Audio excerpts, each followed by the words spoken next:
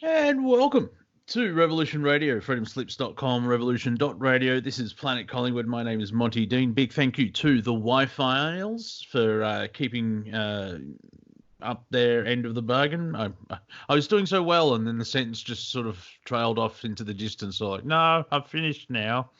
If you enjoyed the last 2 hours, please go to the website and donate what you can.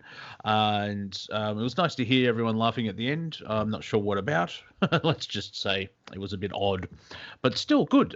In these, it's good to have a laugh here and there. Once you've donated to the station, whatever you can actually spare, don't sell your house for the station because you need to live somewhere. And then pop in, get some merchandise, and then hang out in the chat room. If you'd like to join Planet Collingwood for this edition, just send me a message on Skype or add me as Monty_Dean, and you can join HiJacker, Bruce MacDonald, and John Z, who are already in the green room because I was rushed in and had to park my bike. So here we go. Let's hit the ground running because I know it's 2 a.m. Wednesday on the East Coast of the United States. And so Super Tuesday is over. And it could be Biden, could be Sanders. All I know is I'm getting material out of it because they're both a joke. Gentlemen, how are we? Okay, Monty. How are we coming through? Yep, sounds all right. Good, thank you. And Mr. Z? I see what you did there, Monty. You know, that was almost like you were trying to be a comedian or something. What's this trying? You're trying. Yeah, still, if I'm no comedian, why are you laughing? Yeah, Zen. Think about it. I'm laughing at you. Oh, no, I'm sorry. See, that's mean. I'm laughing near you. That's the proper way to say it now. Yeah, but comedians need a hit, so laugh with them, at them, as long as you 2 drink minimum and I get paid. Everything's fine. So yeah. So I never understood that. Is that like the vain hope of like the 2 drink minimum is like so people like won't realize how bad the guy is if he really does suck? Well, the alcohol does help. They put you in a cold room so you laugh so you can heat up. The 2 drink minimum is like there's no cover charge, but there's a 2 drink minimum. It means they get the money over the bar instead of having tickets. So if there's a cover charge, you don't have to sell alcohol. But if there's no cover charge, they want to guarantee that you buy drinks. Makes sense. That doesn't really happen here in Australia that much because Australians like to drink, so there's no minimum. Get out of the way. To drink in Australia. Well, everything can kill you when it gets hot. So, and apparently we want to buy a lot of toilet paper. I actually was buying my provisions today. It was boxed wine. December was a good year.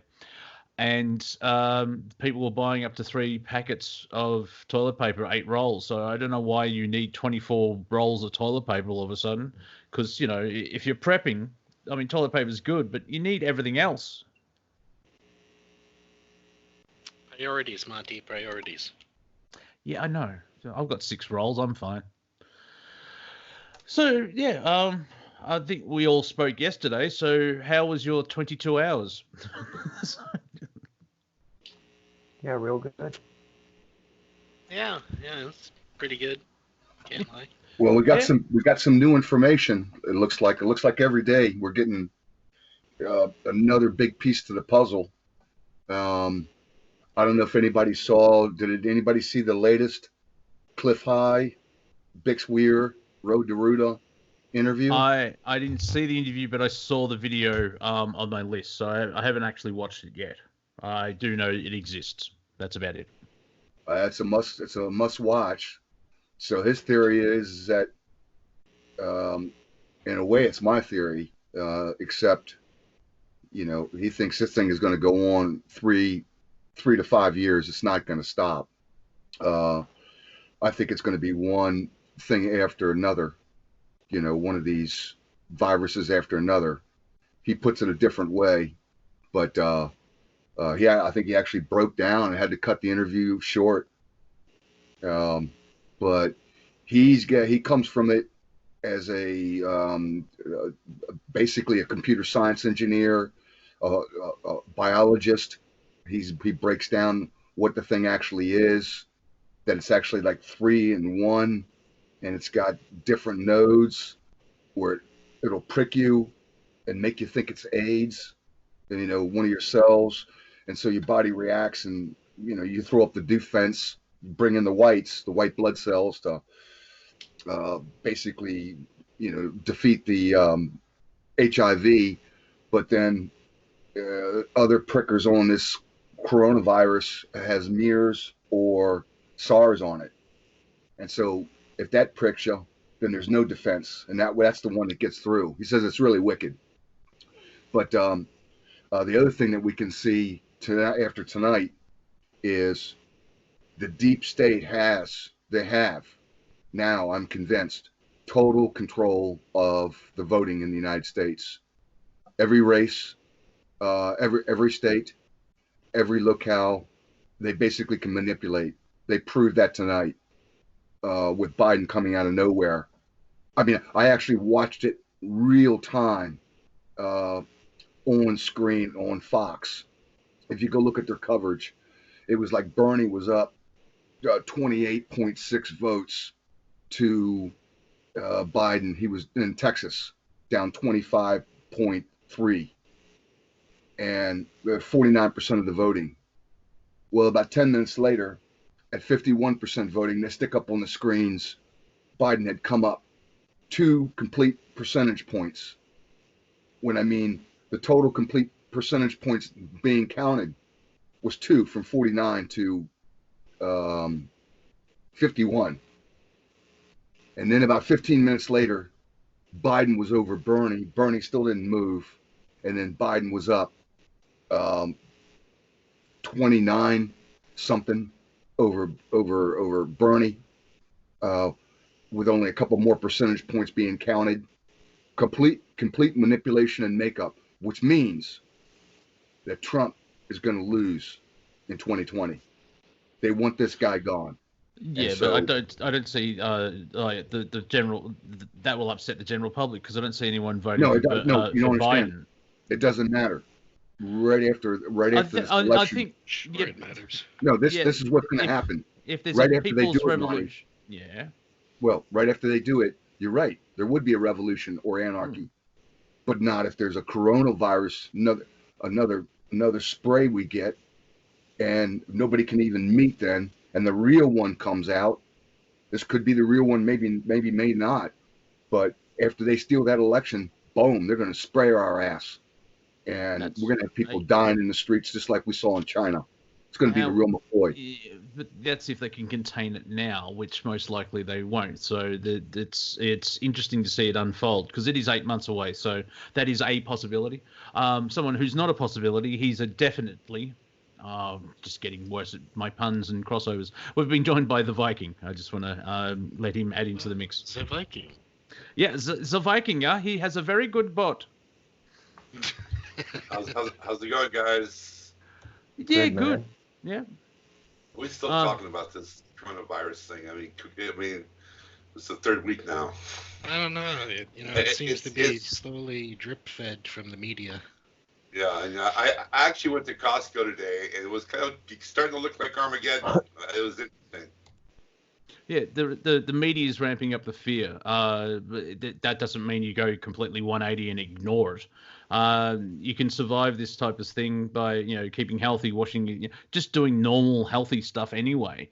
And it's just the knock-on effect of it is quite interesting with people are becoming preppers now, and it's a weird awakening sort of happening at the moment. Also, if you've been feeling a bit weird in the last couple of hours, the Schumann resonance, the graph looks like it's from the Predator movies. If you know what I mean, if you've seen the film, you know what I mean. So yeah, it's kind of weird, and I guess because we don't have answers, we're asking a lot of questions and trying to fill that void. Well, if anyone wants to do the 2 sensible things for preparation, one's a lot easier than the other. Just put more pepper on your food. That'll boost your immunity. Or alternatively, if you really want to get crazy, you just go buy a gas mask and a bunch of spare filters. That way you don't have to worry about breathing in anything contaminated. But that might be a little bit too far. Well, this Chinese general, of course, we all know about the letter, and it's suspect, that letter, because he mentions that he's got a child, a boy child, and he was at a particular place and he had to use one bullet, but then he says, I can't divulge too much information or I'll give my ID out. So we have to take that letter with a grain of salt. But if even 10% of what that insider general, that letter that he put online, if even 10% is true, and I'm starting to go back the other way on this, we're in trouble. We're in big trouble. Well, I don't think it's actually the contagion itself. What the trouble is the ramping of fear from the media. So the media is just proving themselves of what they do now. It's not actually reporting. It's narrative and trying to push things forward. It's highly contagious. Not contagious as measles. The thing is that the infrastructure is not there if a lot of people get it. And so there will be overflows and everything else like that. Yesterday I mentioned that Victoria, the state I live in, they're thinking about stopping elective surgery, because of the tens of thousand cases of the virus. And so it's, do they know something, or are they, I just feel weird. That's the other thing. The other thing is that we take a look at the markets. Now, I thought, okay, this is kind of a head fake, a beta psyop, with the markets going up 1,300 points yesterday. But then to have the market drop like almost 1,000 points, and then for the Federal Reserve, an emergency meeting, to cut 50 basis points, a half percentage point. I mean, they went all in. They really hit it with a big cut, and yet the market still closed down like 780 some points. That means, and that's never happened. It's never happened. I don't think you can find it in the history of cutting interest rates wherever the market ever went down. Yeah, I think what is happening is the belief in the stock market. The general public believe that the stock market works on a certain level, like the value of money type thing, on a very basic level. And because there's an element of fear, what will this virus do, and blah blah blah. There's a knock-on effect. It's exposing how fragile the markets really are, because we're not thinking that it's healthy. If that the energy of creating the stock markets that work is being withdrawn, and it's been exposed, and that's why it looks like it's slowly collapsing, because it's finally slowly collapsing. Viking, I know you slowly collapsing, Monty. I mean, no, not yet. Well, not yet, but I mean, they keep losing numbers. They're going down in points. The interest rates are dropping. There has been talk about Australia's moving into a recession, and it's like, well, I think it's much worse than that. Because with the numbers that Viking shares, $800 billion or $1 trillion in the hedge funds, from my analysis and perspective, is that the confidence in the stock market is being withdrawn, and that energy is making it become exposed, and we're seeing it slowly slide finally from the 2008 financial thing. Well, I know, I don't know how we're going to recover from this. I mean, even China has basically told all of their businesses, the people that, they got to make their note payment, their lease payment on their business, that basically nobody's got to pay anything until June. And so they've basically said, you get 3-4 months and nobody's got to pay anything. Drop back. Try to get your businesses back open, and based on that timeline of some of these businesses being able to reopen, it could be. I mean, there's a break. There actually is a break in the distribution chain. That's not going to get fixed easy. I mean, there's tons of guys that make their money off of Amazon.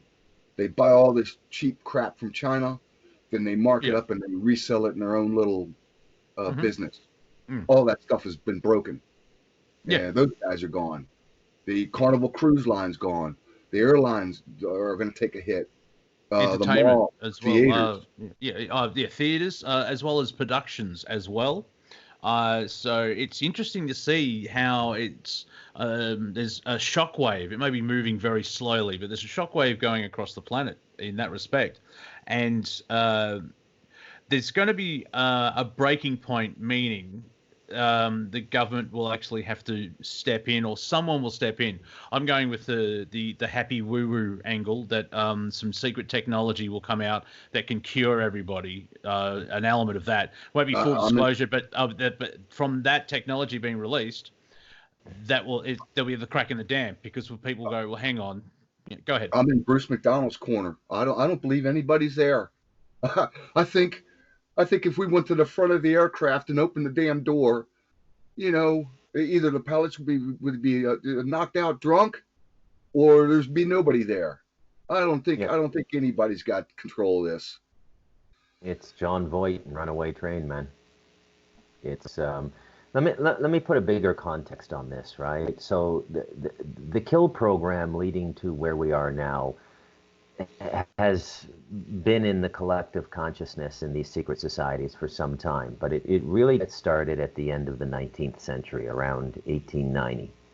And this is where you see all the bad decisions made. This is where we get the electrical system from Thomas Edison.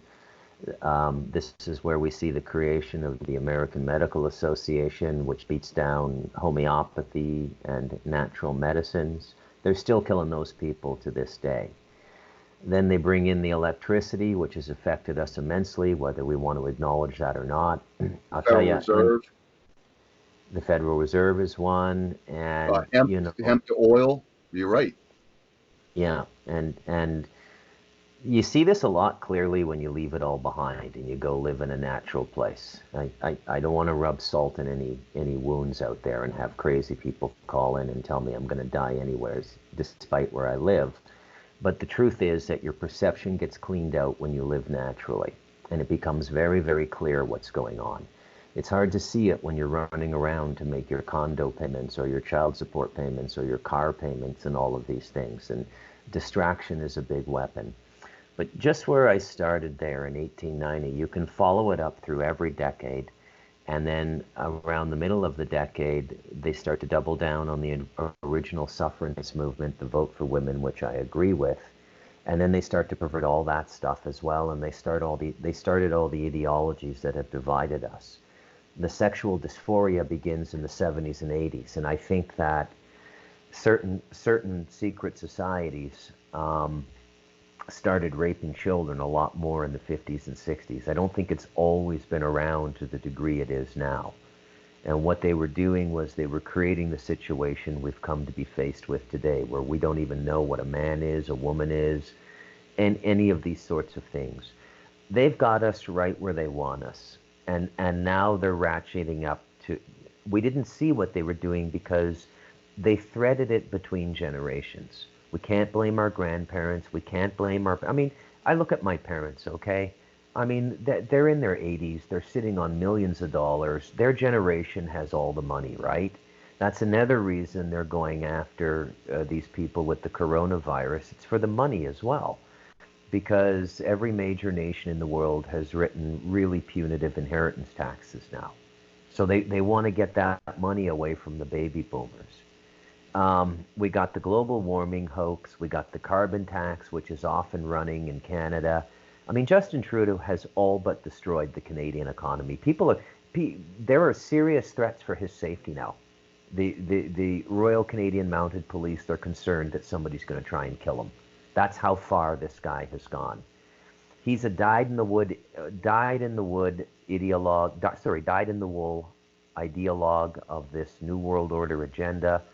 Undoubtedly, in my mind, a victim of childhood ritual sexual abuse, a fully malleable consciousness, somebody's puppet. So when we talk about what's happening day to day, remember that it sits in a much larger context. And as random as the things happening may appear, they were planned long ago. Okay? And this moment we're in, it was planned. And if you understand that, you can begin to think clearly.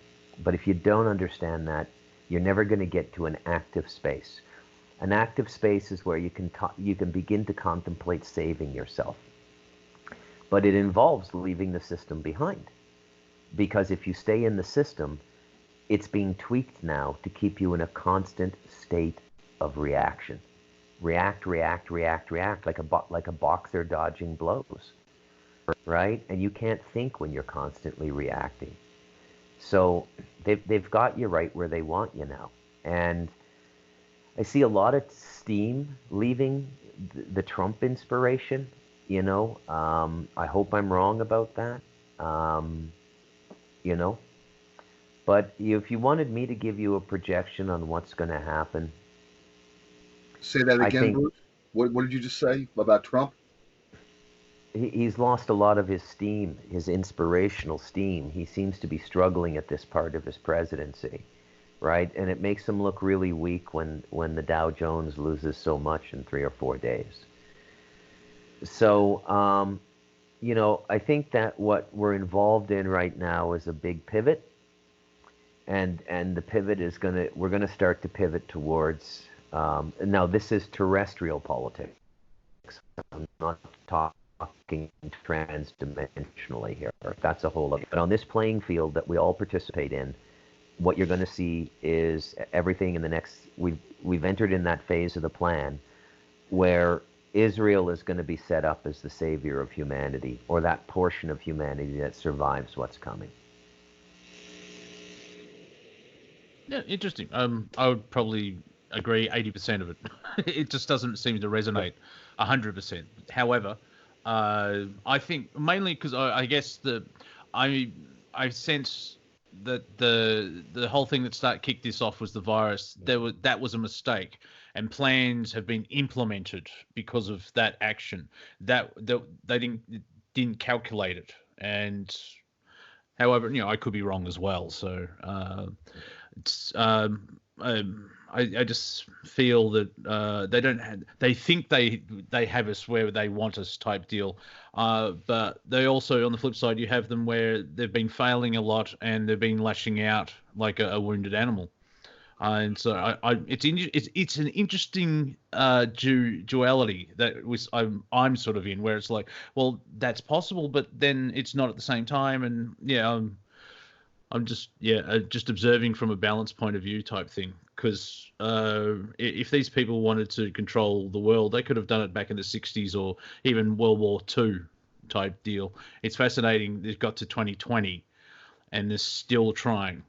Well, but that's just my perspective. They didn't have all the data, but I think this does look like the new normal.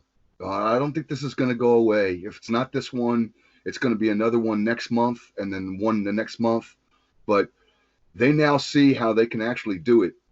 And it looks like they've run a test of all their systems to see which nation states are going to go along with it, which media outlet or you know is going to play ball, how the information flows over the internet. They've done all the gaming out, and so I actually think to the point. I'm thinking what they're going to do as far as Bernie's concerned. They were able to get him with the vote. They don't need a heart attack. They don't need a plane. They don't even need to write him a check. They got control of the vote. Biden's going to go in there. Looks like right at the last minute when Biden gets ready, or maybe Biden will pick Hillary as VP, one way or the other. I think he's going to step aside and either turn the convention over to her or go through the convention with her being nominated as VP and then him faking a heart attack. And then she's the one that's going to actually run as the presidential candidate.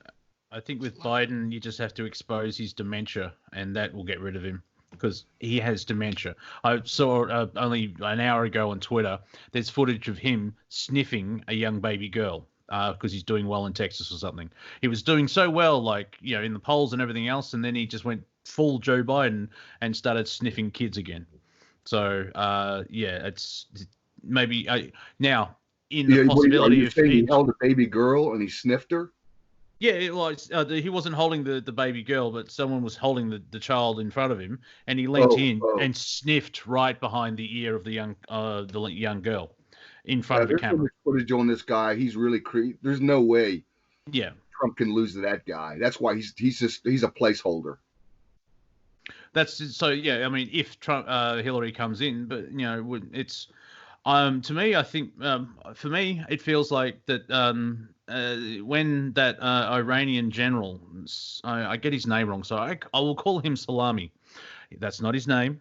When he was killed, because apparently that's been out of left field and not on the timeline. Someone just got the chessboard and flung it all up, and at the moment, all the pieces in the air, and so that's why I guess it's we're probably creating.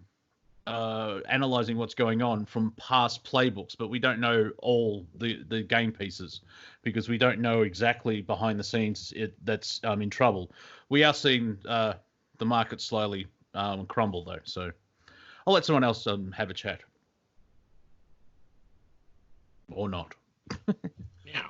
Well, from my perspective here, it's already done. I think.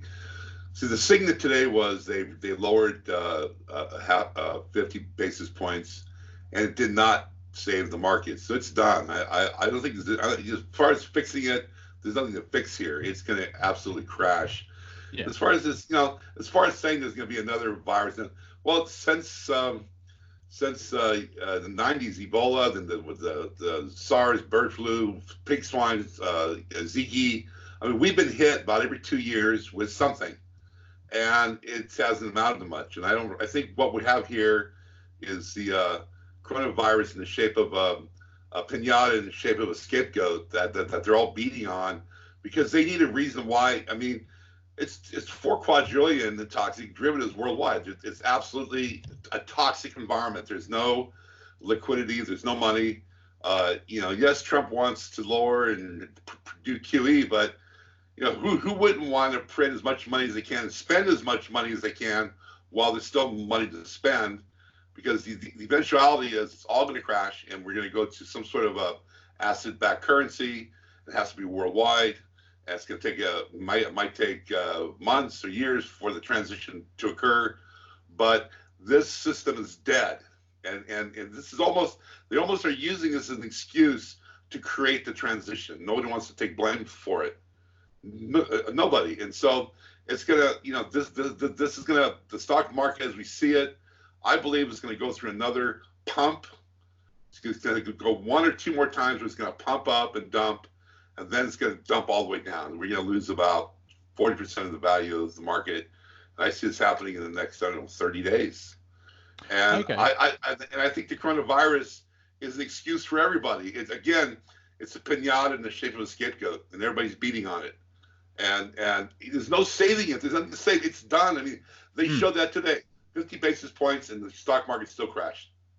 Yeah. And the Treasury bonds dropped to their lowest level ever. Yeah. If the market survived to the Olympics decision, which is May, that's when they decide it will go, because that would you would lose global confidence if the Olympics get postponed or cancelled. The only time that's ever happened was during World War II, where they didn't have 40 and 44. So that's a major shift as well. If the markets can make it there, it is that volatile, where it's mathematically designed it's going to crumble in on itself. And that, thank you, Viking, that adds to like what I was thinking. It's the virus is a good opportunity to try and get away from the crash, blame-free. Me speaky baddie wordies, but yeah, they don't. No one wants to own up, and so they'll use the virus, and so that's probably why we're seeing how it's being played out. If the markets were good, they would want China back up and running because that's the main manufacturer on the planet. If it was truly someone wanted to genocide humanity, it would have been in Africa. because if it's in Africa, any psychos listening, just ignore this bit. I'm not giving you ideas, but in Africa, you drop that, they don't have the infrastructure, they don't have the border protection. By the time that people realize that Africa is, infected, the rest of the planet's screwed. But in China, they have a lot of infrastructure, and we're seeing how it's being played out. And so I think Team Dark is in damage control, or it's their exit strategy to try and, because there's got to be that change, as Viking said. And so they think the middle management think that they probably can get through this and survive and still have a source of power after the change or whatever the event, or not the event, but you know what I'm saying. Did you see those pictures that NASA took of a part of China? It was before shot. It showed heavy pollution in the industrial sectors, and then it showed it 2 weeks later, and there's no pollution, right? So it shows that all the factories are shut down. And Xi Jinping a couple of days ago said that he wanted the factories to fire up their generators and their coal plants to pretend like they're manufacturing. yeah, that's very Japanese, Chinese. I do apologize to the Japanese.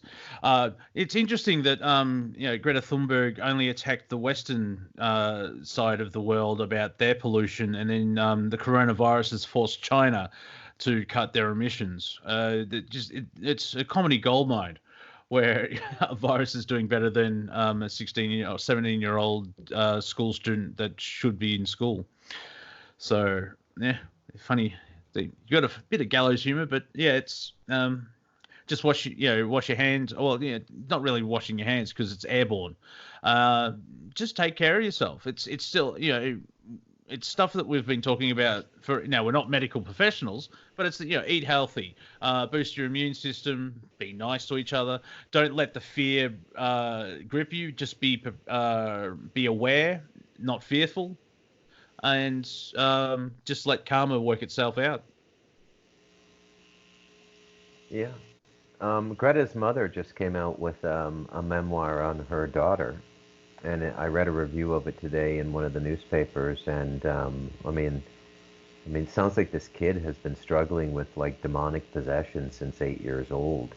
And it's just a horrible life, bullied at school. She would go to the bathrooms and go into a cubicle and crying herself to sleep every night. It's just, you got to wonder why a mother would publish a memoir like that. I mean, and the review was far less than favorable. I think one of the things I've noticed is a lot of to use Monty's phrase, a lot of Team Dark's operations and plans are just falling flat on their face now. They all revolve around emotional manipulation, but I hope I'm right. People seem to be seeing through them now, and just go, well, this is nonsense. This is nonsense. And every time they try to double down on something like Greta's mother writing a memoir, it makes those who don't buy the Greta narrative to begin with even more convinced. I must. Every time they double down, it just pushes them further away, because it's like even if carbon is a pollution, why are people listening to a 17-year-old? And what about all the scientists that aren't getting funding? Yeah. Weird. And what about all the contrary voices who say that global warming is a hoax, man-made global warming, right? So their whole agenda is now. The reason I brought up the thing with Israel is because there are players, and let's hypothecate here for a moment. Let's just talk out loud about a few ideas and see how they resonate with you guys. What if not everybody is part of some diabolical secret society that conducts rituals and communicates with demons and extraterrestrials? What if like 60, 70, 80% of the people behind what seems to be a zeitgeist, the spirit of an age or a generation, truly believe in it?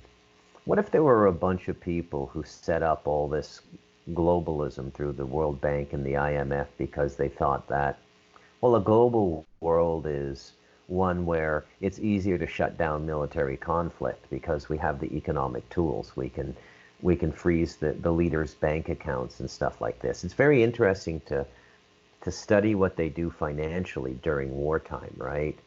You know, what they did to Milosevic in Serbia. I mean, the way they got that guy to stop was all through the money system. So you got a group of people who kind of believe in the system, and they say anything is right if it stops human beings from killing each other en masse. So I'm on board with this. And then and then the reality starts to set in that this has never been about a peaceful global social democracy, that all of this infrastructure was put in place to redirect everything to Israel.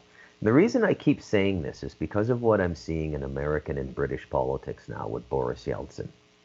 Whatever's going on in the world now, Israel is pivotal. It's pivotal. You Okay? mean Boris Johnson, right? Oh, I'm sorry. Yeah, Boris Yeltsin was the guy preceding Mikhail Gorbachev in Russia. The guy.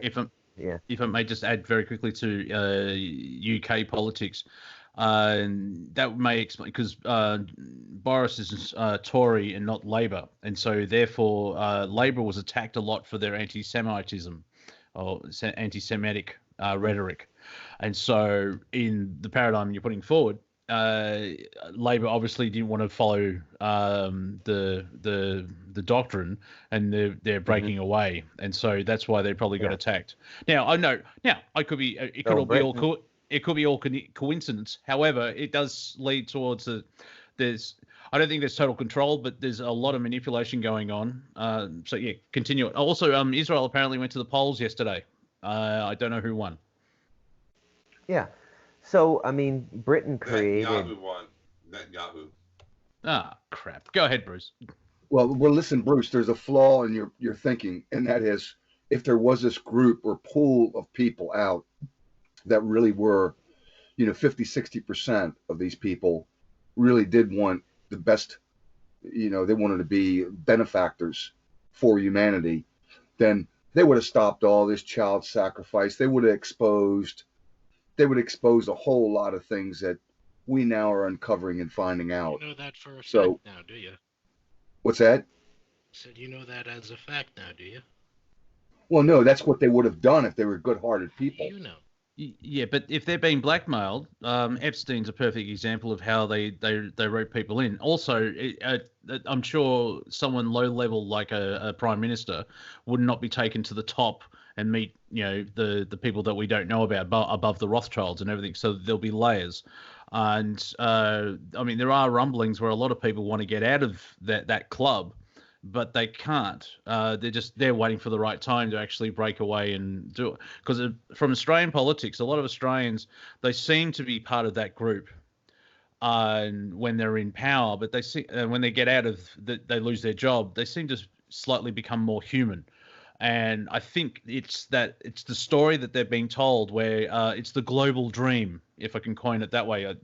Does that make any sense, Bruce? What you're sort of explaining? Yep. It's that globalism dream.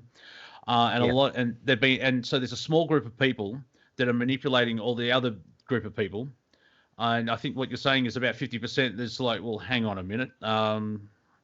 Like for Australian political history, Gough Whitlam got fired from the Governor General, who's the representative of the Queen, and was replaced by Malcolm Fraser. When both those gentlemen, statesmen basically, when they both got out of politics, they became good friends and went into humanitarian projects. Mm-hmm. So yeah, it's I think the small group of people controlling it, and there's usually like if the pedophilia and everything else like that, and the corruption and the blackmailing, you would lose the Senate and the House and maybe Donald Trump. So yeah, it's the global dream that's been pushed, and then if you don't follow the party line, you get in trouble. Go ahead. Yeah, and I think this is why Trump was brought in, among other things. No, don't get me wrong. I still support the guy 100%. I'm not getting off the train. But Israel is pivotal to what's going on. It's absolutely pivotal. So London created Israel with the Balfour Declaration in 1918 or 1919.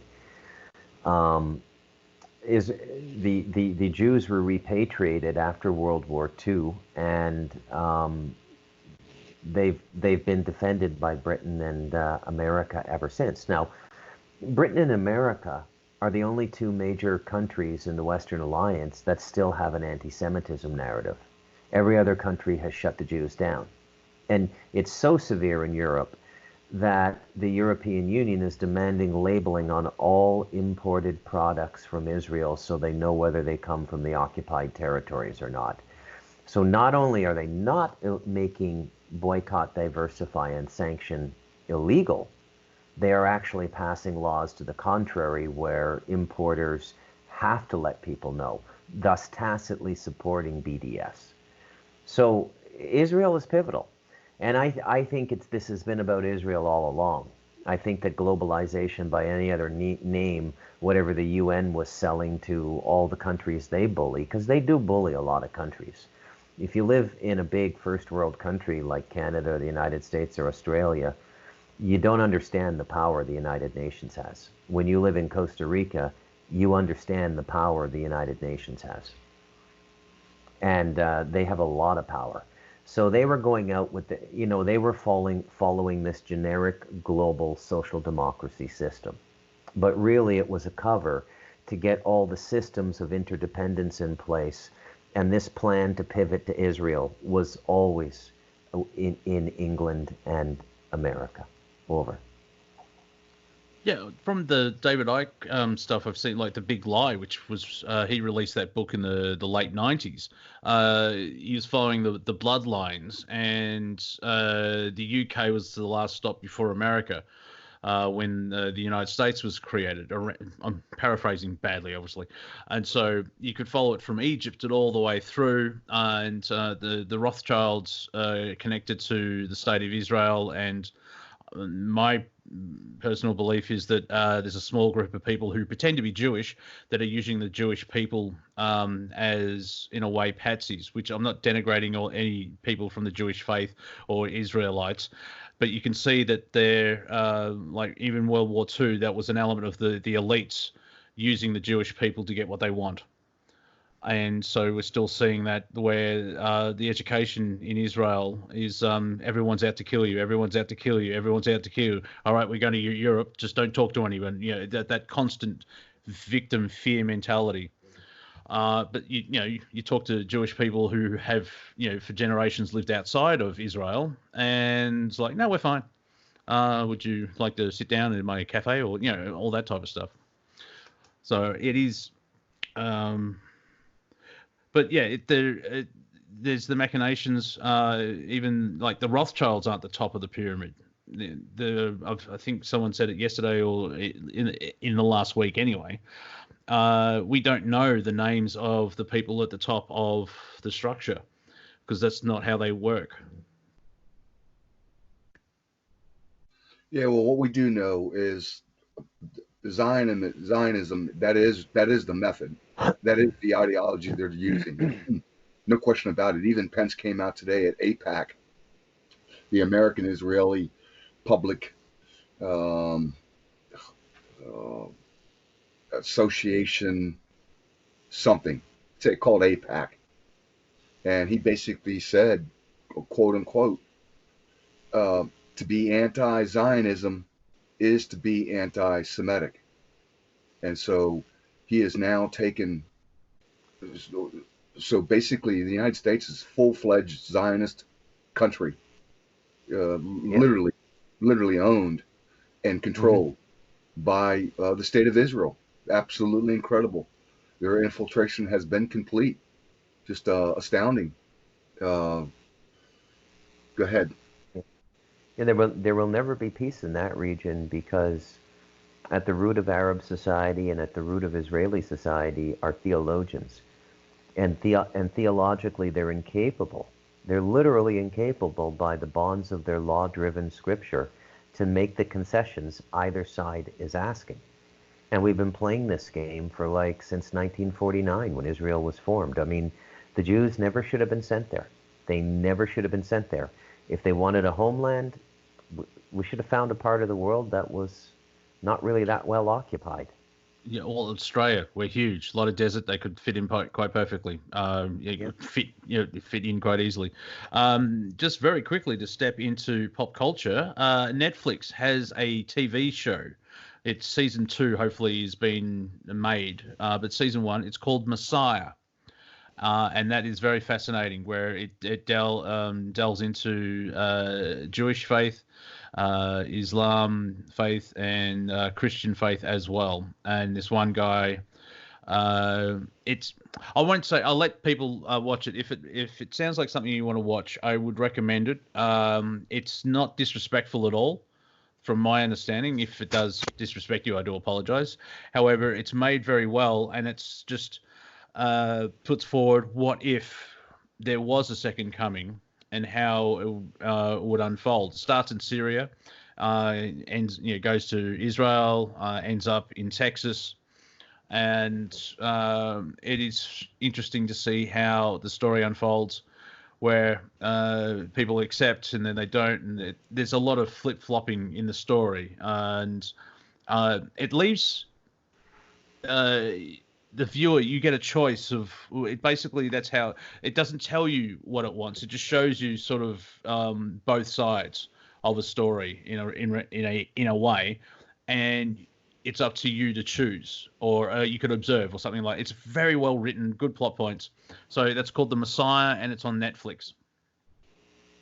Yeah, I want to take a moment here to pay homage to HiJacker.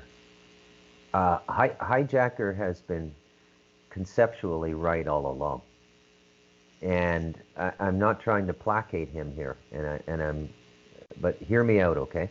I'll try and finish before the top of the hour break. I'm on to another book now, and the Stardust Ranch book was a real eye-opener for me, and I spoke to a lot of people other than John Edmonds. And that book has opened up a whole new world for me in terms of the people that are reaching out to me and want to have a chat who've read the book. So I've entered that mysterious world where I have direct contact with insiders. And the book I'm researching now is taking me all over the place, including Romania. I'm talking to the people who introduced Peter Moon to the people that allowed him to write his books. And I am telling you, man, there is a class of super being on this planet that's been ruling us for millennia. And that's the truth of it. It's not dead spirits from the other side, like Why Not says, and all the crazy theories on this radio station. They're physically incarnate. They're here with us. We are ruled by something other than humanity, what we call human beings. And at a certain level of power, as I've been told by the people I'm dealing with for this next book, everybody at a certain level of power knows it. The people who understand it the best are who are really willing to talk about it, are the people still outside the system, the IMF and the World Bank and all of these globalist structures. And that's why Romania was such an interesting place. And they really want it, too. That's why Prince Charles was claiming Romanian ancestry a decade ago, right around the time they were talking about the megalithic structures and the pyramids and stuff like that, right? Over. Yeah, well, did you hear about, like, they think they found the biggest pyramid on Earth is actually in Romania? Have you seen that? Yeah. I mean, they're taking... Bosnia. Bosnia? Well, I guess that used to be part of Romania. I'm not really sure. Bosnia is the largest pyramid in the world. We'll just go with Eastern Europe, and yes, it breaks the narrative. Like Egypt's upset because they're for tourism. Pyramids are just here, but they're globally. So really, they're all over. Oh yeah, all that, all the stories of the basically the serpent seed people, basically ruling over us, kings and priests. No, they're of another genetic code, and not quite sure how it all works. And then you've got this whole nother set of people where you can see in really early photographs, portraits, architecture, even video. There's even video of them. They seem to had a worldwide empire, and they were anywhere from 8 to 12 feet tall, and then just like out of nowhere, just completely disappeared. And then Yeah. Yeah. shortly after that, you had the history of America and George Washington, and they gave us the story. And so, what do you believe now? It's pretty tough. So we were sent over to North America to kill all the natives so that they could not do the dirty work themselves. Is basically what was done there.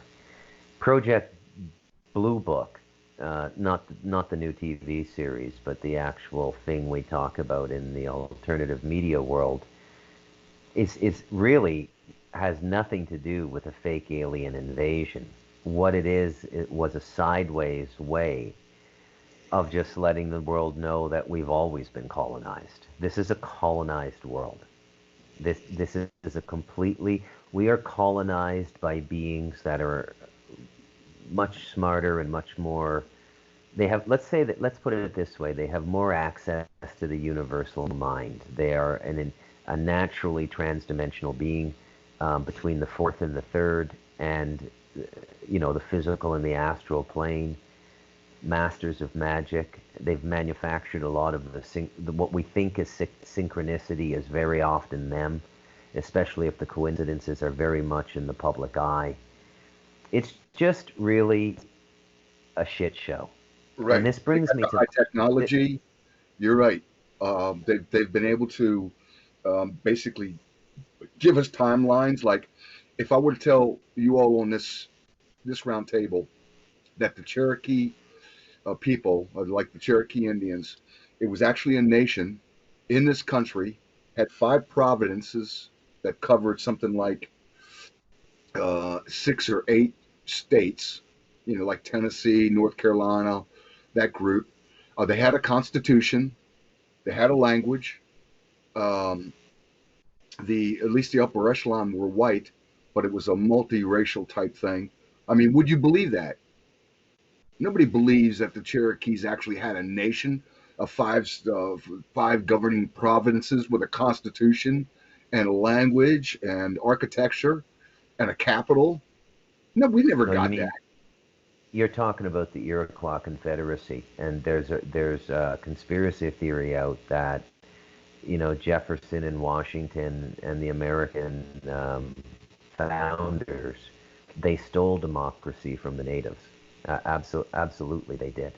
Now, here's the thing that's really going to boggle your mind, and this is the thing that is going to cause you a little bit of restless sleep. And I don't mean to hijack you here in the hijacker sense with negative No, that's all right. stuff. You've got 2 minutes. Is everything that's going on in the world now, vis-a-vis Donald Trump and his particular focus on child. By the way, children is the currency of the elite. It is literally the currency of the elite.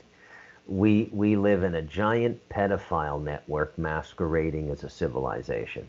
What's done to children on this planet is absolutely horrific, beyond anything I ever imagined until I got into this book I'm working on now. So the question becomes, is Trump the de facto way, or the sideways way of announcing to the world that we are run by this super class and they're going to step into the limelight now and rule us, like, openly? Or are we actually confronting them and it's the end of their reign? And you got to give it a good think.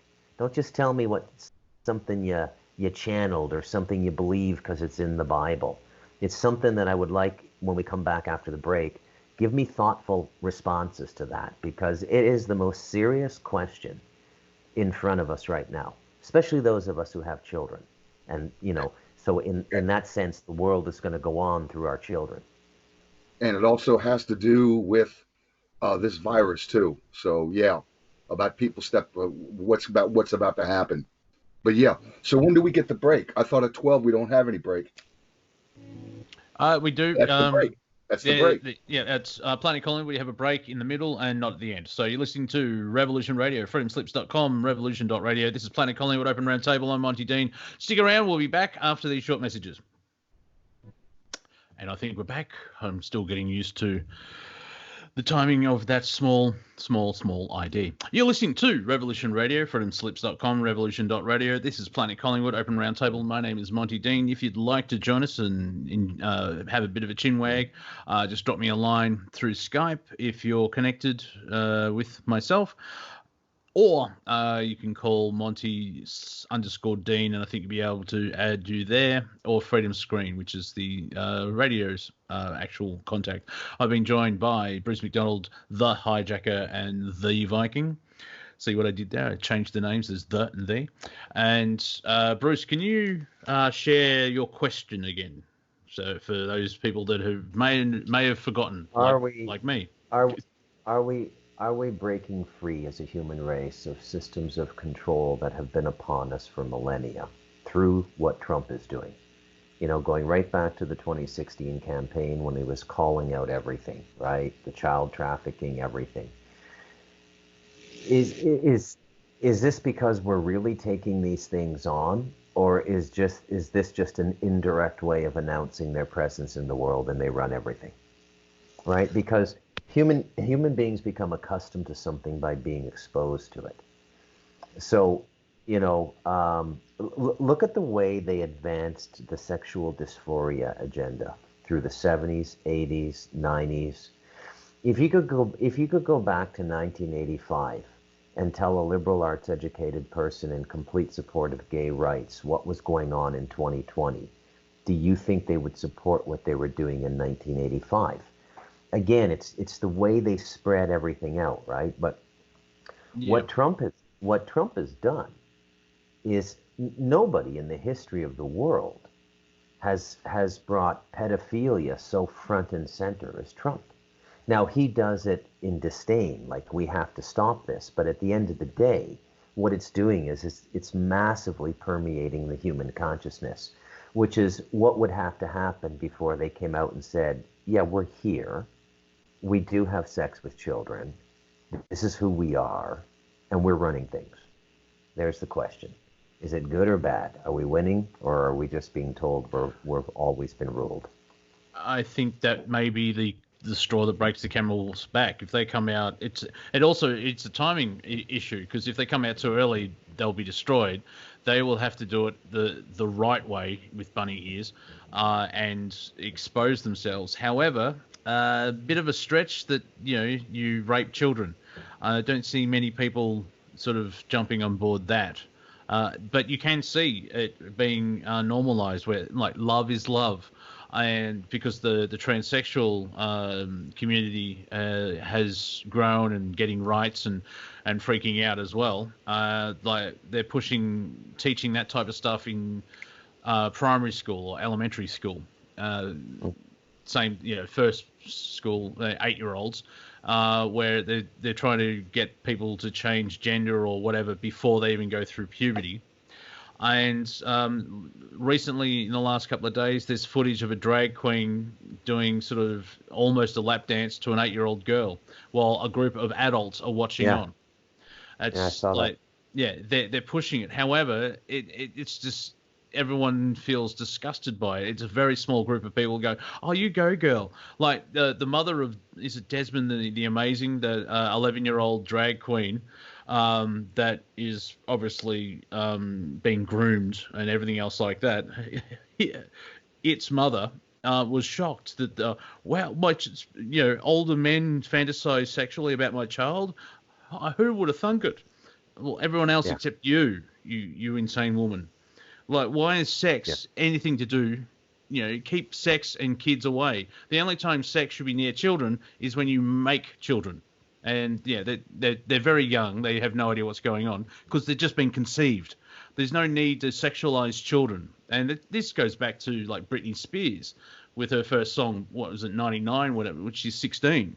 That's sort of borderline type thing. You know, 100 years ago or more, 16 was considered adult. But because we live to 80, 90, almost 100 years, there's reasons why there's law of 18 and consent and everything else like that. But certain people are trying to push this whole, the next step is because you've added the T to LGBT, the next one will be P. Yeah. And I think humanity will draw a line because there is no need to have a sex with a child. Right now, humanity will draw a line, but this is how they always introduce things, right? Look at the counterculture movement in the 60s. You know, go back and see what Mike Wallace how he was describing it on CBS News, right? Go back and look at Dan Rather. Go back and look at how that was received, the hippie movement, right? So to the kids who are 17 or 18 now being raised by the normalization of pedophilia, oh yeah, there's people who like children, that's their sexual orientation. We don't know what they're going to be able to accept by the time they're 40 or 35, right? This is the way they do it. And so you gotta wonder what's going on with Trump. I still have faith. I do. I think Hillary would have been a disaster, but I don't know. There have been no significant arrests. If the Democrats get the 2020 election, he does know he's going to jail, right? I mean, they've almost managed to get him into jail while he's the president. What do you think they're going to do to him as soon as he leaves the office? Right? Yeah, but can you see the American people that will, if Trump loses by a landslide or something like that, the American people going, oh well, like yeah, it's obviously voter fraud. They're afraid that Bernie will get the nomination. That's why they're putting forward Biden, and Biden's worse than Bernie.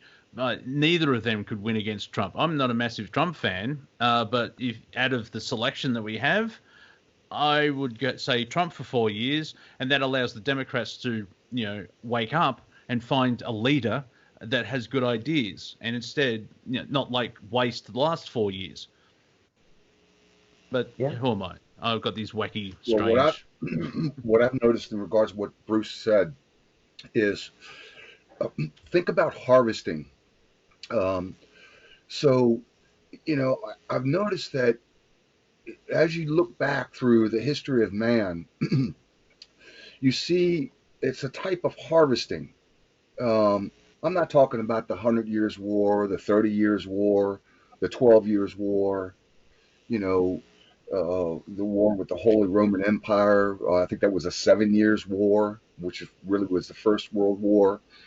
I'm talking about all the stuff in between the plagues that, killing off the old people or killing off the honorable men who want to defend them. And then in between, you just have all this really strange stuff like Miramar, a massive hurricane hit Miramar and 80,000 people went missing, were drowned. And you sit back and you go, huh. And then you hear about, according to the CDC statistics or the child statistics of missing children or whatever, it's like 800,000 that go missing a year. And you go, huh, what's going on with that? And then you see like the child trains of Mexico. They're getting, all the children are flooding the country under Obama. And you're just looking at trains, so many people in the train that the whole top of the train is covered with nothing but people 18 years old and younger. I mean, all the way down to 3 and 4 year olds, being brought up there by their brothers and sisters. Another harvesting. Where did all those children go?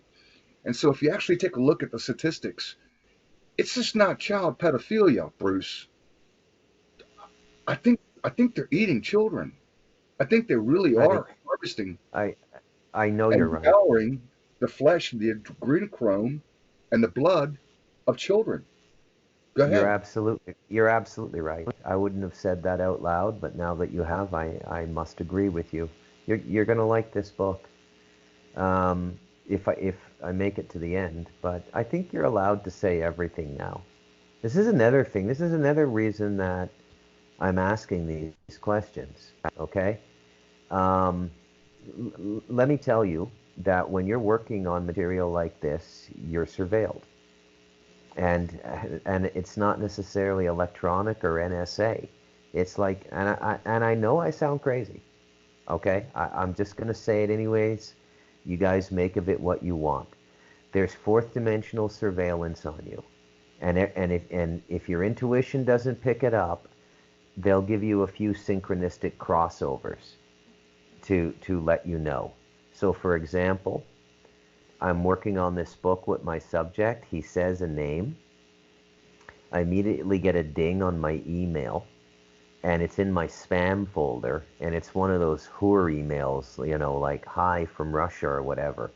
If you have an email account for more than 10 years, you're getting this kind of email, right? I just send it all to my spam. But while I was on Skype talking to this gentleman, the subject of the next book, he mentioned this name. And then right away I get this spam.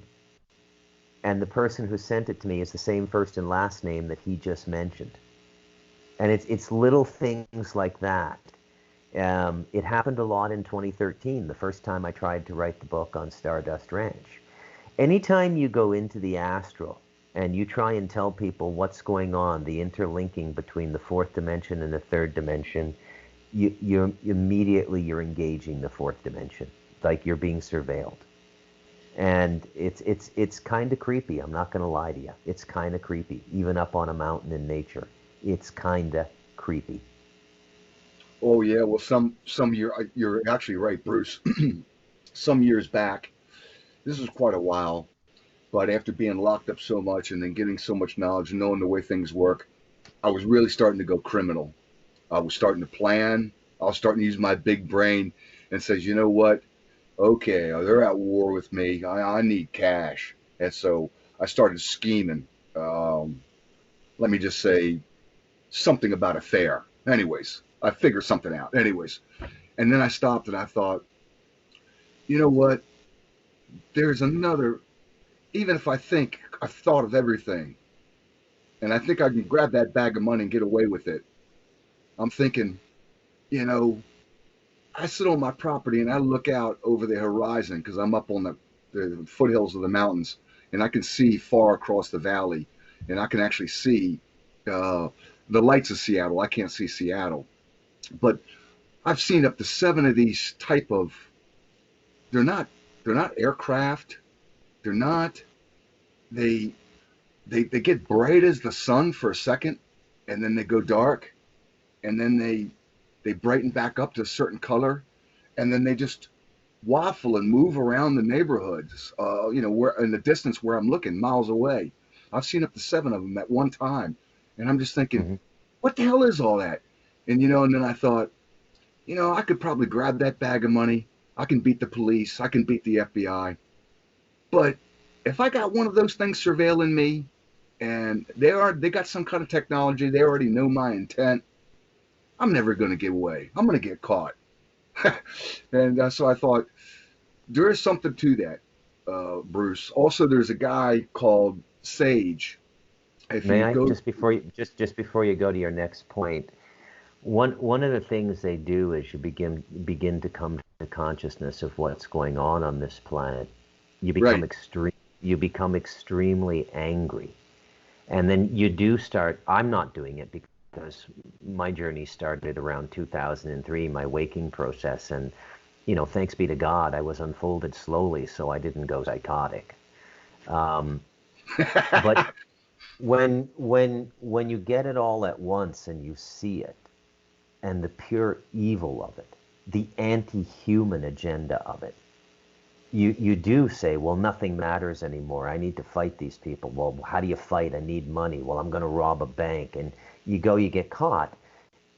And then they put you in the newspaper. And they say, oh, Thomas, I forget what your last name is, Jacker. Thomas so-and-so, who tried to rob Citibank today in downtown Portland, was an avid believer in such and such and such. And what they do is they correlate the truth with a criminal mind. You see? Oh yeah, no, they are pros, and you're right. Yeah. Unless we're battling a genius here. It's like playing chess against Deep Blue, the computer. It's smarter than us. The only way we can beat it is spiritually, through our hearts. Right. I know that sounds sappy. I know, but it's the only way. Viking, you want to join in anytime here? We're open to contrary positions. We don't want to give everybody restless. Well, let me just give you my man in black story from this guy, a Sage. You can get him on YouTube, but he talks about his dad was actually part of It was right before the Vietnam War. He was already working in Asia, um, and he was working out of Japan. And his dad, on his deathbed, confessed to his son, a sage. I'm not sure if I got the whole title, but the dad confessed, "Look, I've been with the military, almost all my career, and this is what I did in Southeast Asia. I was basically an assassin. I went and I taught different groups of Hong, Thailanders, or Vietnamese, or whatever, how to kill, how to do this and that." And he goes, "I just want to let you know that's what I did." But before his dad died, his dad worked on an engine that they actually, put up on a table. And they were working for free energy, and different people from the neighborhood were coming through. And, outside of, Sage says, I was only 16, 18 years old, and I was working on my own car. But anyways, my dad actually got the thing to work to where he had an engine that once he got it going with gasoline, that he could actually fill it with water and it would run on water. And he goes, one evening, our garages are opened, and the next thing I do, I'm under the car, and I hear my dad say, "Excuse me?"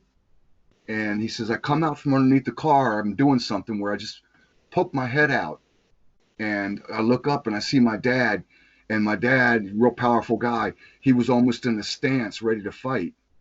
And so he's looking, thinking that maybe there's just a couple more neighbors coming up to check out his strange engine he could get going with water.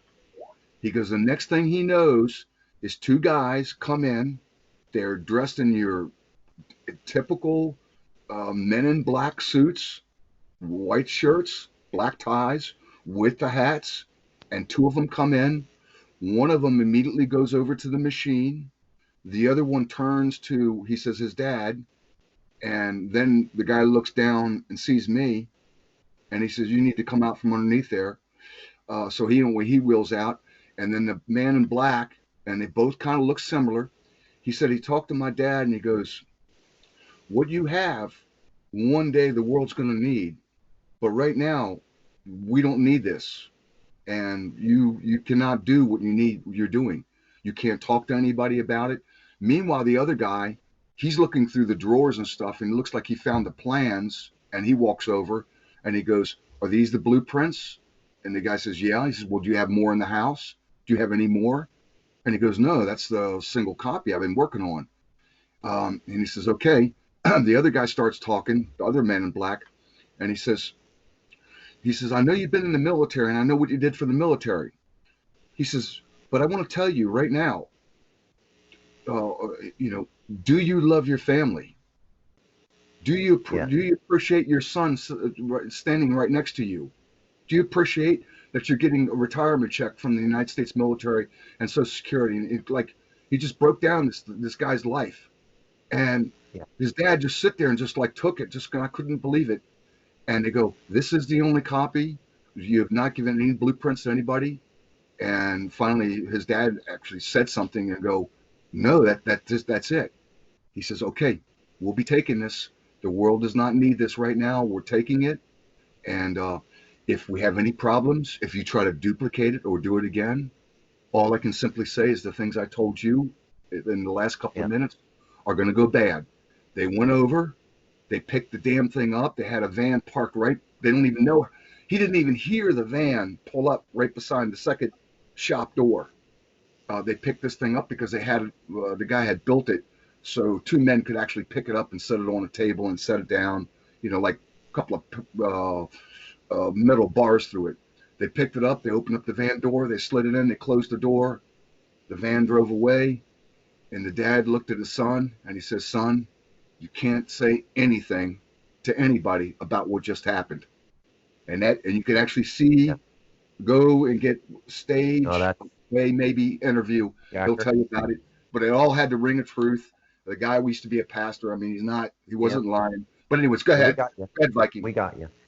Yeah, I spoke to 3 people who had face-to-face visits from the Men in Black on the last book, Stardust Ranch. I only discussed one, and that's the one related to Stardust Ranch. But most of the phenomenon I describe in the book, I validated it talking to other experiencers, everything but the doppelganger. And the Men in Black are completely real, and they're not just related to UFOs. It's anything that will change the game on the planet. It's almost like they're trans-dimensional timeline police or something. They're very scary to deal with. You get a very creepy vibe off of them. They look human, but they're not human. There's something off about their skin.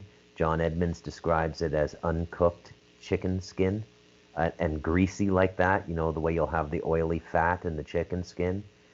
The other people describe them the same way. And the curious thing about the Men in Black is that they never threaten the principal. So if you're the principal and you've been given what we'll call the inspiration to create the water engine, they won't threaten you. They'll threaten your family. It's always your family. There's something about, like, if you come to the consciousness yourself, you're allowed to have it, right? And consciousness is inspiration. It's bringing forth the reasoned imagination into a better understanding of reality, inner and outer. That's what inspiration and the imagination is. It's a big part of the Western spiritual tradition. And they won't take that away from you, because that's your spiritual capital gain from the life, or your inherited capital gain from your soul pattern through your incarnations. Not to offend anyone on the call who doesn't believe in reincarnation. But they go after your family. They threaten your family, your kids, your wife, the people around you. Over. Boy, this roundtable's gone dark, Monty. Can you tell a joke? Yes, I actually heard a joke. It may be offensive, but however, I'll put it out there. What is the worst thing you can hear while blowing Willie Nelson in an alleyway? I'm not Willie Nelson. There you go. Dark but funny. Oh my God. So yeah, there you go. That's yeah. It broke the tension. It sort of and brought it back straight away. So, but Viking, Monty, that's like, you can't do that on radio. That's like mind rape. I mean, you're dealing with people we all got really good imaginations. So I mean, come on. Well, see, no, but you're not talking. Well, yeah, okay. Well, how about Viking? How about we just drop it? Let's go to Viking. Yeah. Sorry, you have to follow that. Viking, how are you about? Yes. So to answer, let's just say I'm going to put my 2 cents in on the original question of whether or not this dark arts, pedophilia, cabal coming to our being exposed is actually paving their way for complete domination, or is it finding its way? The Draco reptilians from the Draco constellation. Let's say it. Go ahead. Yeah.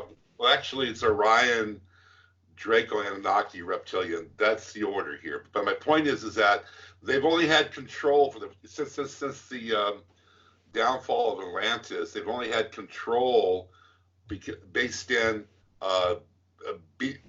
being the dark arts, being behind the curtain, not necessarily using their minions to control the populace of this planet. Now, I believe that through their exposure, I wasn't really even aware of this pedophilia ring until 2017 when Trump and Pizzagate came out and the Podestas, and I mean, it just kind of just all blew up. And I feel the more it comes into the light of human consciousness and awareness, it goes into like what's known as a conscious grid of this planet, where people are literally starting to, as Bruce was pointing out, they're waking up. And I don't feel that they have a chance. I feel they're actually being threatened to the point where, in draining the swamp, he's actually exposing them, and exposing them is like water to the wicked witch. They're melting, and there's this higher echelon reptilians that are in human form that are still like the royals. You could refer to them as the royals. The royal Dracos, the royal, and there's like there's bloodlines that come down into this planet and affect our human genomes, but they are in an elite status of this dark cabal, and they're being exposed. I mean, they only had their truest power when they were behind the curtain, and they kept us in slavery and subjugation and mind control by adopting our religions and by adopting our mass media, etc. But I feel that because of the global consciousness and the awakening, they don't have a chance. I don't feel that they're going to be usurping and putting us into even further debt or mind slavery. As far as because of this lineage and this transdimensional experience, it's real. It has to do with the fact that when you are doing any kind of sacrifice, whether it's with a child or with a human, or even your soul, compromising your soul, you're opening up portals into these lower dimensional realities. And these I've been attacked, just from my work. I've been attacked by mantids. The mantids seem to be what the Orions are favoring now over reptilians on this planet. The mantids, the insectoids, is what they're coming into your dream state, or they're coming into your unconscious state of awareness, or they can only have control over you if you're not aware of their existence, and you find yourself in fear. You find yourself in this rapture of absolute despair. It seems that they keep you, stapled into this 3D paradigm as only place they have control over you. And they dominate this through chaos. They dominate this through fear. They dominate this through these false flags.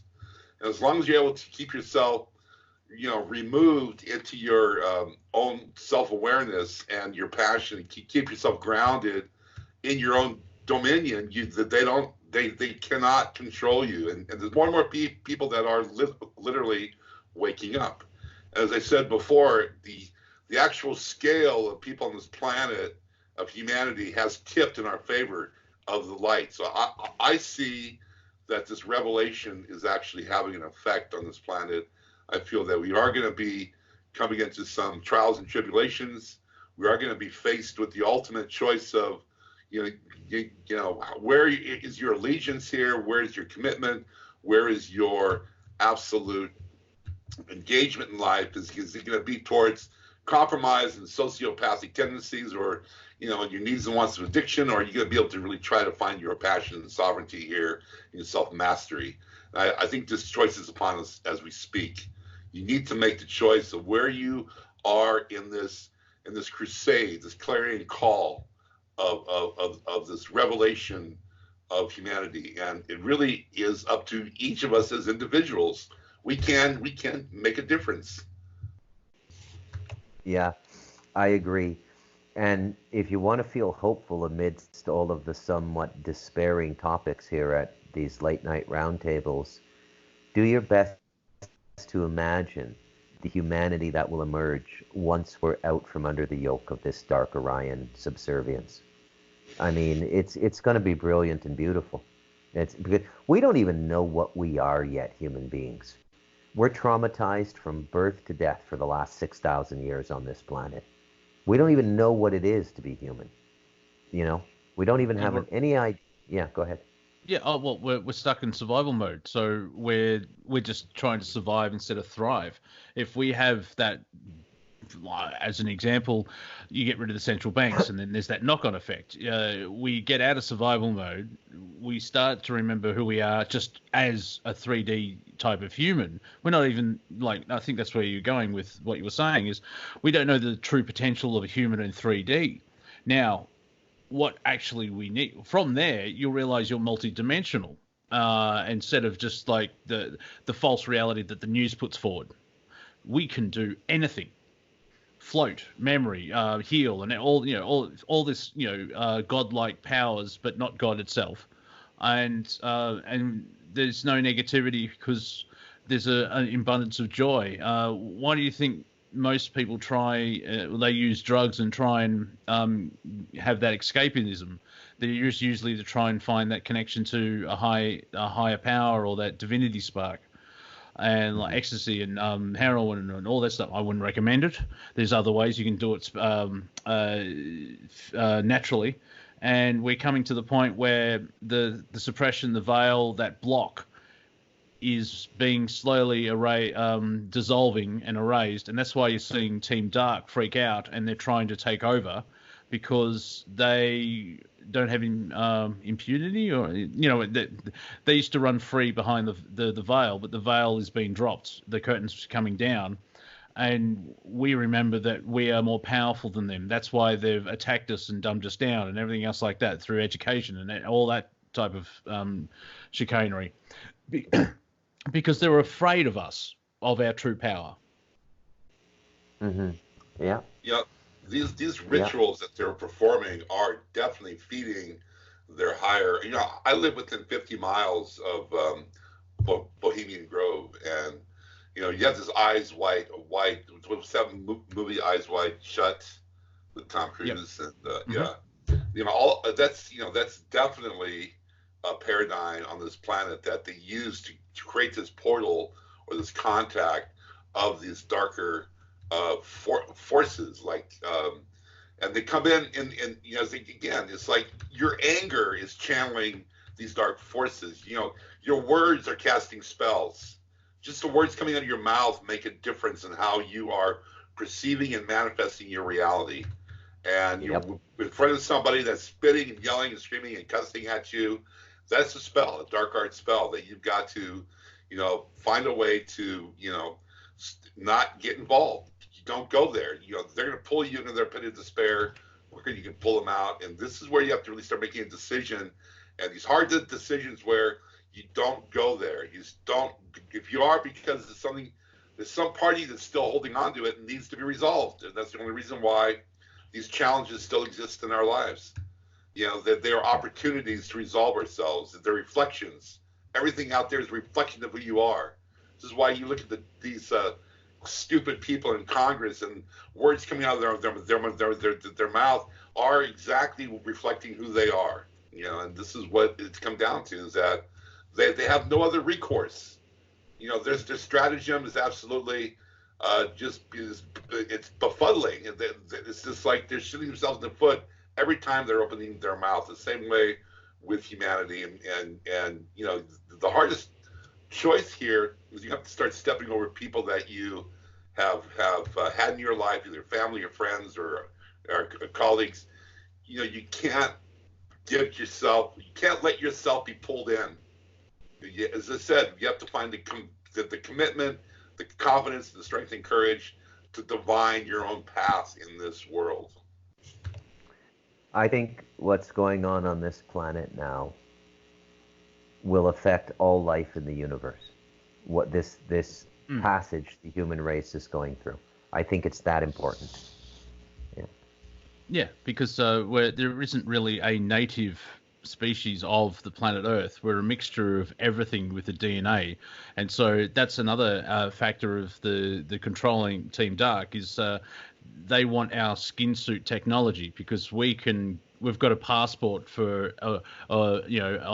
access all areas for all of creation, and we can go everywhere. And they don't like that, because they can't even be here on the lower frequency, 3D dimension, density, not dimension. So they really don't like us, and they try and to control us. And yet, this station existing, to me, it's not maybe it's a beachhead, but we're doing all our bit in our own personal paradigms and belief systems. It's light versus dark elements, and the frequencies raising on the planet, as well as the frequency of. That's why people are starting to freak out as well, because they're used to the old ways and they don't want to change. There are other people that do want to change, and they're floating like a cork on top of an ocean type deal. And as the frequency gets higher, a lower frequency cannot sustain itself in a higher frequency. And so you're seeing that split, and the evil, the dark can't survive in the light, basically, if I can condense it like that. And they're very upset about it, and they're trying to stop it or get away scot-free and still have a controlling element. And that's why you're seeing all this stuff falling apart. And the news is going to turn into a cross from Three Stooges and a Monty Python sketch. It's just going to get totally ridiculous. And another thing as well is, this will please HiJacker quite a bit as well. And I didn't come on the round table to please HiJacker tonight, but it's just the way it's working out in the research I'm doing on this book. Whether you believe Christ is the savior of humanity or not, whether you believe Joe Atwill that it was a Roman plot to sabotage the Jews, written by elite theologians of the time under Emperor Josephine, whatever you think it is, I believe Christ existed. I believe he lived. And they hate the guy. Like Team Dark, they absolutely hate Christ. It's why it's the most attacked religion, because there's no other religion in the world with that number of people that try their best to practice the example of unconditional love. And that's what drives them crazy. You can get into all the yoga, clean your intestine out by chewing a string and bringing it out your anus and living in a cave. They'll actually promote that. But when large groups of people behave in a loving way, they're going to find a way to stamp that out like a forest fire in Australia. You know, Bruce, I really came to this realization last week. When they talk about grounding, go walk in nature, go barefoot, all that stuff. But no, grounding happens when you come into your passion, and it's the 0 point of non-time where you are starting to make decisions based on the binary function of the brain, not your controlled patterning, to where you open up to your higher dynamics. So grounding is when you finally come into your passion as your operating system. I want to make a comment, Monty, on the Schumann resonance. I discovered this. If you look at the up and down lines, but look at the cross grid. Every 4, if you notice, look at the chart, every 4, there's a very subtle line that crosses across that makes a grid, a warp and weave. So every 4, there is a subtle line, and that is the chakras. How this grid work is affecting the chakras, and how humanity is responding are those cross grids on which level they are responding. So start paying attention to the cross grids every 4 up to 32. It's really interesting. I just discovered that last week. I'm part of a huge Facebook page, Human Resonance, and I think it was last week where there seems to be like arcs across instead of up and down. It's across, and they look like 2 strings arcing across. We've also been joined by Harry. Harry, are you there, sir? Another Aussie? Come on. Hey, how are you? Hey, Harry. Hey. That's quite the new icon you got there. Is that did you try ayahuasca? What's with the new Skype picture? Oh, that's an old Skype picture. Old picture of me. Oh, okay. I've shaved my beard off, cut my hair, got a job, and you're one of those ones. I've got a suit. Look at me. Blah blah blah. No. I've stuff going back to suit work. I'm just I'm delivering milk, and fair enough. And dairy products and juices. Well, with that extra money, you could probably buy a roll of toilet paper. I hope so. Well, yeah. Or pinch one from some of the clients that I deliver to. Well, yeah, let's not go into the criminal thing. It's just everyone in Australia is buying toilet paper, and there's some experts going, why toilet paper? Why just toilet paper, not everything else? Anyway, have you been listening to the roundtable tonight? Yes, I have, and it's very interesting. I mean, what we're talking about is the same thing over and over, but it's exciting because changes are afoot, and everything's about resonance, light and sound. Everything is down to resonance and vibration. Agreed. So light and sound is 1s and 0s, and that's how your DNA is programmed. Yeah.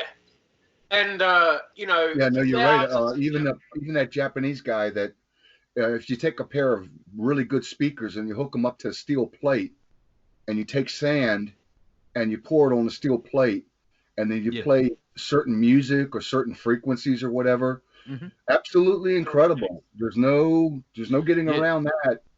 Yeah, Viking, is that sorry, HiJacker, is that sacred geometry that we see in the patterns? Because you put in, say, 3 or 7 hertz, and it's a certain pattern, and then you ramp it up by 10 hertz, and the pattern changes completely. No, absolutely, and each chakra has its own frequency that it exchanges a binary function with in your negotiation of life.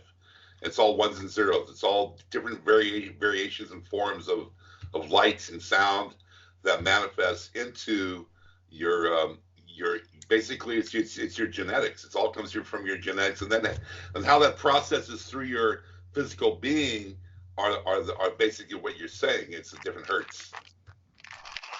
It's sacred geometry. So for example, the basis of all life on this planet actually is 666 as a number, which happens to be carbon. Then you have 333, which is, I don't know, it's, the way the Galactics explain it is each trinary number has a sacred geometry that has a certain cadence or rule or set of ordinance that allows life to exist. See, it's all the way from 111 up to 999. Now, the Israelis have also published stuff on nanotechnology where they've found the Star of David in resonance taken photographs of it at the carbon level, of resonance shaping the form of the Star of David. Well, isn't that a Merkaba? If I'm getting that correct. It's two pyramids inversed, or three-sided pyramids with a bottom. So you have 4 sides. Yeah. What it is so you take the lower chakras 1 through 4 as a pyramid facing up, and you take the higher chakras 5 through 8 with the pyramid facing down, and you touch the tips. And now what you do when you mash them together, this is unifying when you create a Merkaba, which actually comes into the solar plexus as the God spark, and you create this Merkaba, then your 9th, 10th, 11th, and 12th chakras create the auric field. This is purported to be the higher state of consciousness that we will be evolving to, is we can finally bring the operating system into the heart. As I said, the mind becomes a binary function left and right, and accessing our quantum dynamics, which is our passion. So the Merkaba is where we are eventually evolving to as the expression of life.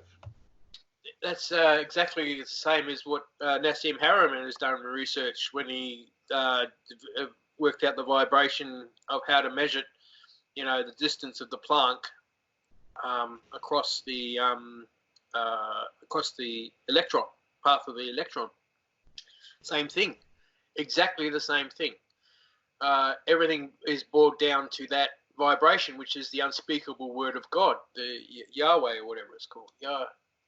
Which it points all back to the same. You mean Fred? Fred? Yeah. Frederick. He's formal. It's Frederick. Yeah.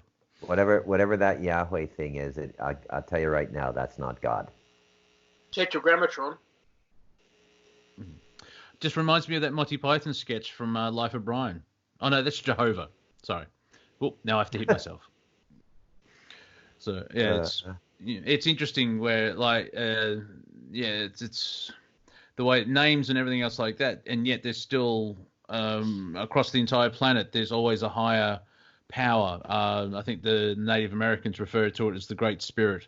Then you've got the Abrahamic religions where God, which I think is a short version of good, and the Aboriginals here in Australia, they have the Dreamtime and their different gods. You've got the Norse gods. I'm excited that eventually we find out what is going on with that, because if they're all praising and worshipping the same entity, all the killing's kind of wrong. I'll stop there. I'm digging a hole without a shovel. I've always looked at it, for the past 30 years as being that there's just this universal law or dynamics that we tap into that is this all-pervasive unspoken truth. It just goes unsaid when you really come down to it.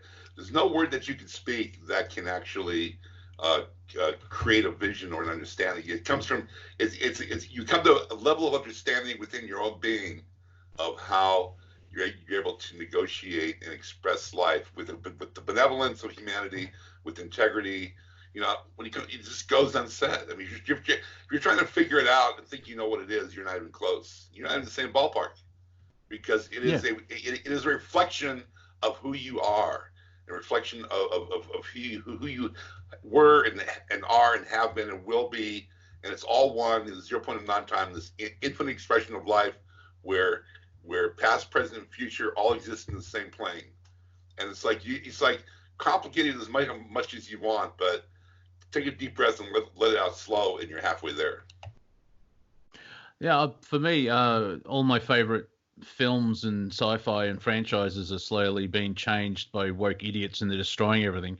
It's teaching me to, deal with my anger and my frustration, and it's I don't know if it's preparing for something later on, or it's just cleansing out old traumas, and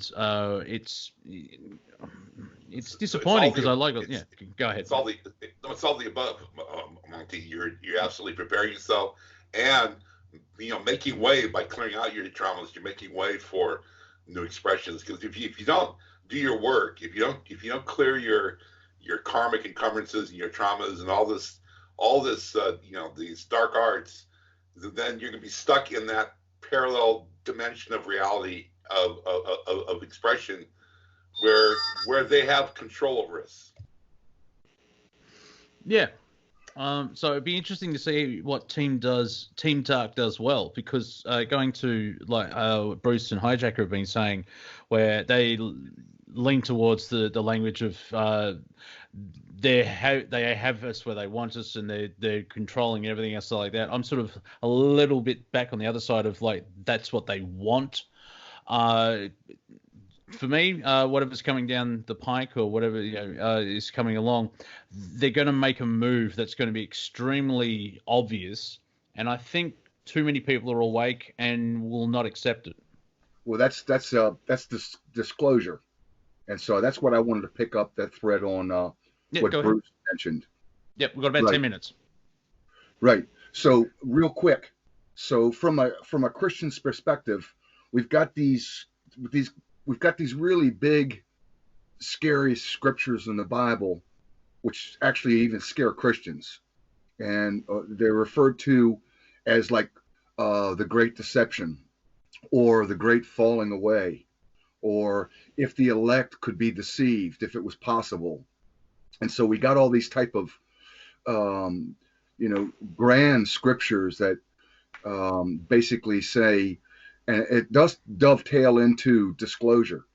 So the latest thinking from a Christian perspective, of course, I'm a flat earther, is that there's some big event that seems to happen, and I want to put forth that it looks like it is the coronavirus, the crown virus, the white horse, that is actually going to be thrown out on the earth. We're all going to be scared out of our wits. This virus is spreading. We can't see it. People are dropping dead. And then all of a sudden, we get this glorious spaceship that shows up, and we get these real beautiful, tall, one will probably be like a pure black African with afro hair, wide nose, a completely beautiful black man. You'll get like somebody like Viking. They'll show up.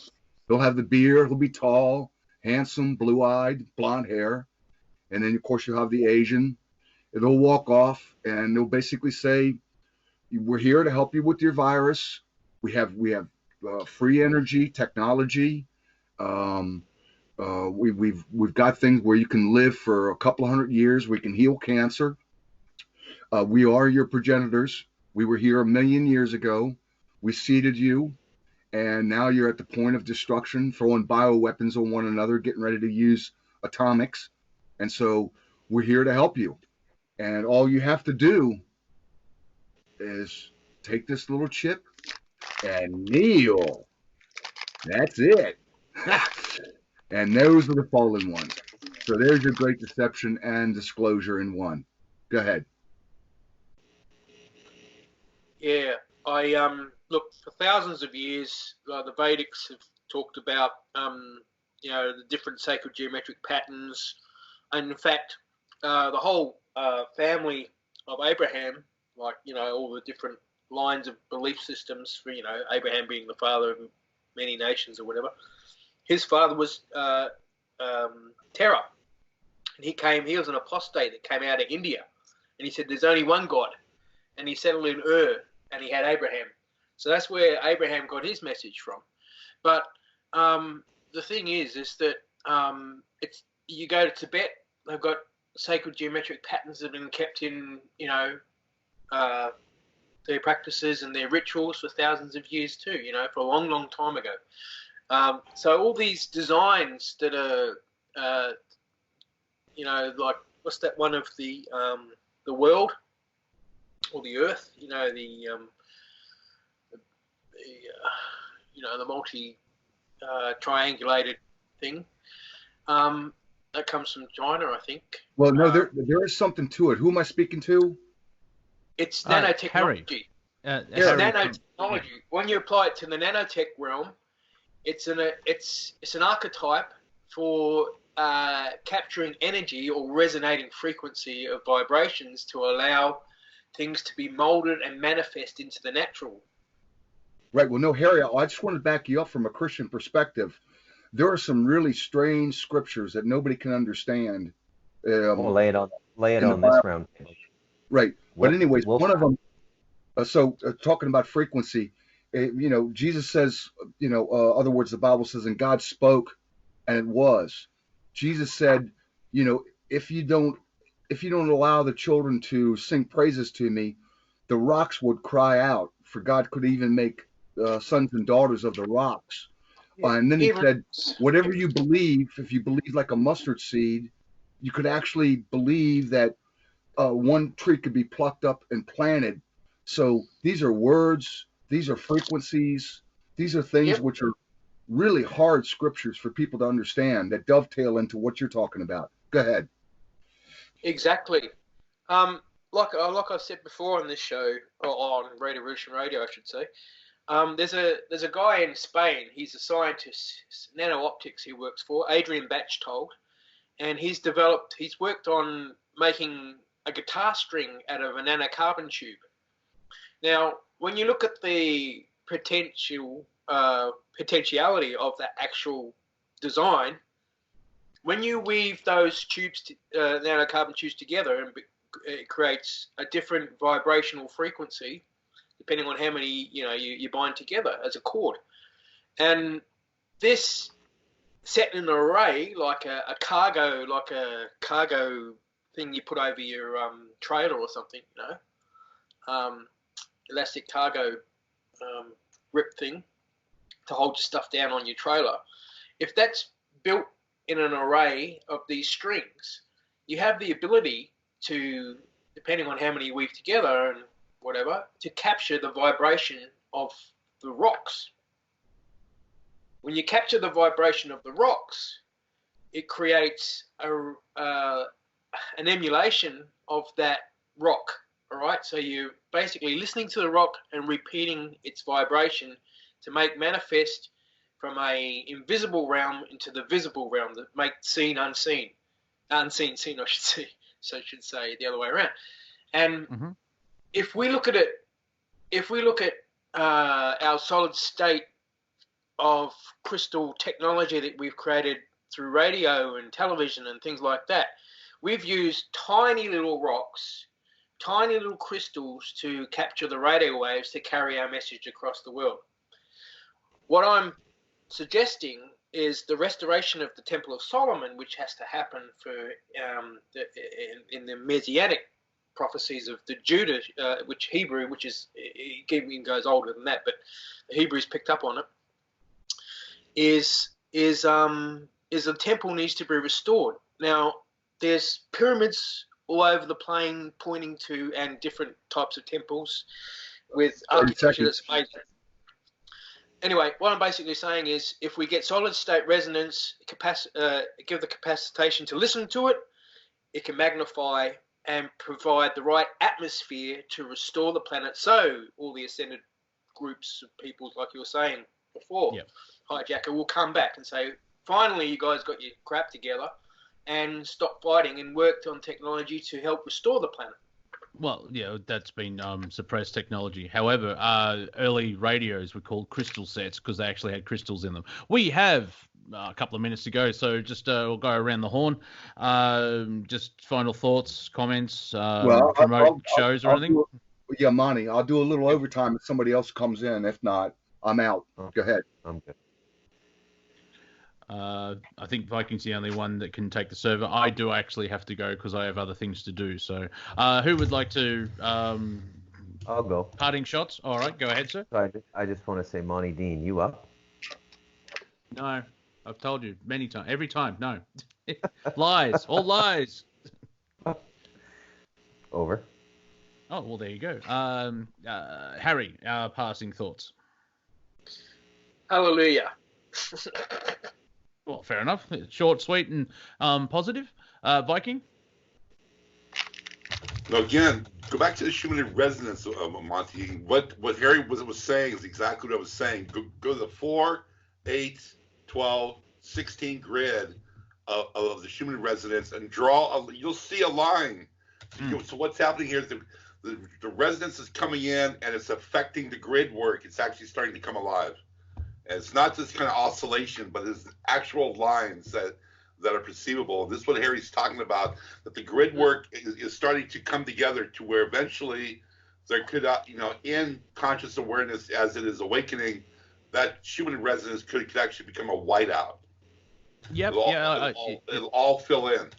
That makes sense because the dark side of the moon has a prism because when you put a white light through a prism, it splits out into different colors. HiJacker. Closing comments. Yeah, I'm all good. Listen, hallelujah. That's a hell of a way to end the in the broadcast. People ought to research it. Also, one more thing: the 666 being the carbon base going to crystalline, which is 1212. So that's the spectrum that we're evolving to. Oh, okay, cool. If you've enjoyed this show, donate to Revolution Radio at revolution.radio or freedomslips.com so we can continue on having these conversations and sharing information. If you're on YouTube, please like, subscribe, and share, and leave a comment. Make it polite because that will have, good discourse that we have on these roundtables. That has been Planet Collingwood. Open Roundtable. My name is Monty Dean. I have had Bruce MacDonald, the HiJacker, John Z. Oh, John, do you have anything to say if you're near? I think he's not even here, so there you go. I'm sure he'll say goodbye later. The Viking as well as Harry popping in at the end there. Thank you, everybody, and we will be back in 6 days and 22 hours. Coming up in about 2 hours is Kelsey Sweet with Cultivating Consciousness. Between now and then, no idea. Maybe just a moment of zen. Take care with your minds a pint, and I love you all from afar. See you soon.